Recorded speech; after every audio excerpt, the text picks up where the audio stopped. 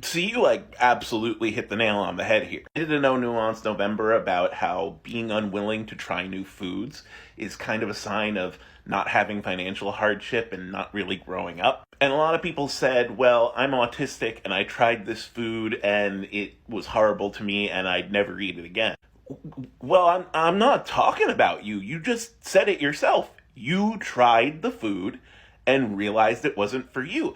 Having a food preference isn't a bad thing. I mean, first of all, I think that an autistic aversion to a food texture is essentially a dietary restriction. It's like an allergy or celiac. I mean, heck, if vegetarianism and veganism is a dietary restriction, then having an aversion to food texture is definitely a dietary restriction. And I'm not talking about that at all. Like I said in my other video, if you can't have it, you can't have it. Dietary restrictions are just dietary restrictions. I'm talking about a complete unwillingness to try new things that you have no data on. So this isn't something that, there might be a bad food texture that you will have an aversion to. This isn't something that's outside your budget. This is something that you have no restrictions on, right? Just imagine something that you have no restrictions on, and you have two options. You could either try it or not. Maybe it's also my neurodivergent brain. Maybe it's the way that I think about science, but I think